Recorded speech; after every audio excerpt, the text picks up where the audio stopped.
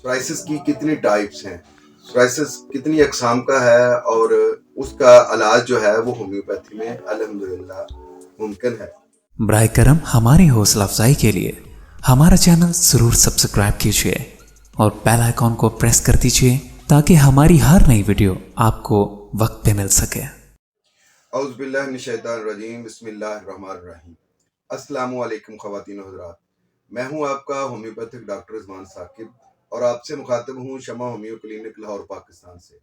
आइए आज बात करते हैं कि सोराइसिस की कितनी टाइप्स हैं, सोराइसिस कितनी अक़साम का है और उसका इलाज जो है वो होम्योपैथी में अल्हम्दुलिल्लाह मुमकिन है।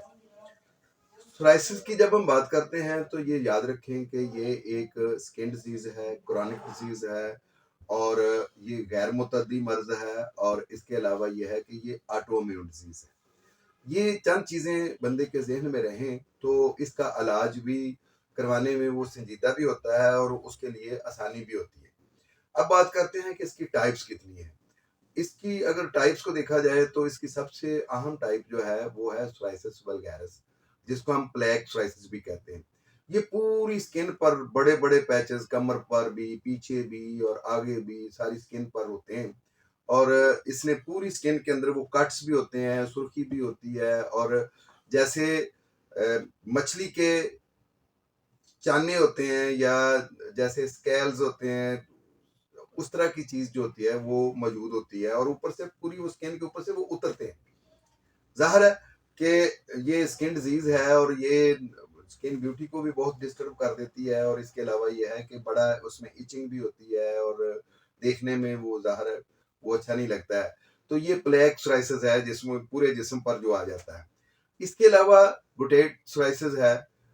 गुटेक सोराइसिस जो है वो आम तौर पर गले की इन्फेक्शन से होता है और ये बच्चों में आम तौर पर पाया जाता है, यानी 18 साल से कम उम्र के जो लोग हैं उनमें ये इन्फेक्शन पाया जाता है और ये बाज़ दफ़ा जो आर्ज़ी होता है और जब गले की इन्फेक्शन ख़त्म हो जाती है तो ये सोराइसिस भी आम तौर पर वो जिस्म से, स्किन से ये गायब हो जाता है।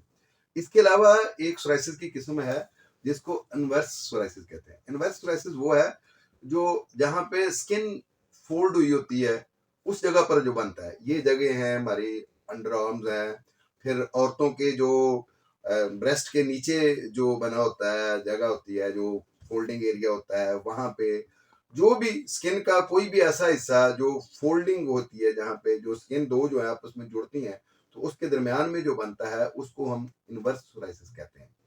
इसके अलावा हमारे पास एक और किस्म है जिसको हम पास्चुलर सोराइसिस कहते हैं। पास्चुलर सोराइसिस ऐसा सोराइसिस होता है कि जिसके अंदर पीप मौजूद होती है। पीप के वो बड़े-बड़े जो है ना वो दाने से बने होते हैं, मोटे-मोटे से। आपने देखा होगा बहुत सारे मर्दों में भी और मुख्तलिफ लोगों में ये बने होते हैं। लेकिन उनमें एक्चुअली वो पीप खारिज नहीं हो रही होती, लेकिन वो उसके अंदर वो पैक होती है और वो उसको हम पास्चुलर सोराइसिस के नाम से जानते हैं। इस तरह से एरेथ्रोडर्मिक सोराइसिस है। एरेथ्रोडर्मिक सोराइसिस वो सोराइसिस है, ये वैसे किस्म जो है वो बहुत कम है, लेकिन ये पूरे जिस्म को घेर लेती है। बड़े-बड़े पैचेस होते हैं, सुर्ख होते हैं और इचिंग होती है उसके अंदर और ये जो एरेथ्रोडर्मिक सोराइसिस है वो जो हम देखें तो जितने सोराइसिस की जितनी भी अक़साम हैं या टाइप हैं, उनमें ये बहुत कम पाया जाता है, लेकिन है ये बहरहाल बहुत तकलीफ दे भी। इसके अलावा एक सोराइसिस की किस्म है जिसको हम नेल सोराइसिस कहते हैं। आपको इससे समझ भी आ गई होगी कि नेल सोराइसिस का मतलब यह है कि नाखूनों, बेशक वो पाँव के नाखून है या हाथों के नाखून, आपने देखा होगा मोटे-मोटे और वो आगे से बिल्कुल ख़त्म हो गए होते हैं, भुरभुरे हो गए होते हैं और उनके ऊपर से जो है वो स्किन उतर रही होती है। इस तरह का जो सोराइसिस होता है नाखूनों का, उसको हम नेल सोराइसिस के नाम से जानते हैं। अच्छा, एक सोराइसिस है जिसको हम सोराइटिक आर्थराइटिस कहते हैं। जोड़ों के दर्द के साथ पहले जोड़ों में दर्द होता है, फिर जोड़ों के ऊपर जो है वो मुख्तलिफ जगहों पे वो जो है ना वो पैचेस बनना शुरू हो जाते हैं सोराइसिस के। अब ये सोराइसिस मुख्तलिफ बड़े जोड़ों पे, टखनों के जोड़, घुटनों के जोड़, ये कोहनी के जोड़ जितने भी हैं इन पे और फिर छोटे जोड़ों पे भी ये आना शुरू हो जाता है। ये सोराइसिस आमतौर पर जो है वो आर्थराइटिस के मर्ज की वजह से होता है, या सबसे पहले जोड़ों का दर्द शुरू होता है और उसके बाद ये सोराइसिस होता है। मैं पहले भी बता चुका हूं कि ये ऑटोइम्यून डिजीज है, और कोई भी ऑटोइम्यून डिजीज पहले से किसी पेशेंट को है, मसलन शुगर है या एड्स है या आर्थराइटिस है, तो उनको ये चांसेस ज्यादा होते हैं होने के। और इसमें तो बहुत ज्यादा है, जो आर्थराइटिस है उसके अंदर जो सोराइसिस होता है उसको हम सोराइटिक आर्थराइटिस कहते हैं। तो ये जो जोड़ों के दर्द का होता है, जोड़ों के दर्द के साथ मिक्स होता है, इसको हम सोराइटिक आर्थराइटिस के नाम से जानते हैं। इसके अलावा एक है जिसको हम कहते हैं जेनिटल सोराइसिस।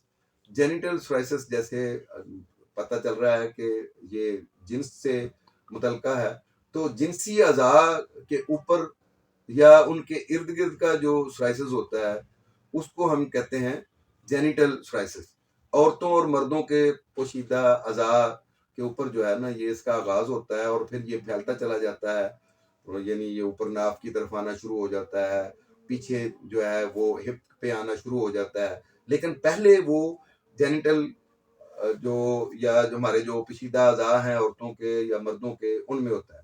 इसी तरह से पामोप्लांटर जो होता है, पामोप्लांटर सोराइसिस, वो है एक खास किस्म है इसकी, जिसमें हाथों की हथेलियों पर, पाँव की के तलवों में ये सोराइसिस होता है, और ये आमतौर पर वहीं पे रहता है, और बाज़ दफ़ा जब सीवियर कंडीशन हो जाती है तो ये पूरे जिस्म पर भी फैल जाता है। इस तरह से पेडियाट्रिक जो सोराइसिस है उसको हम देखें तो वो ज़्यादातर बच्चों में होता है।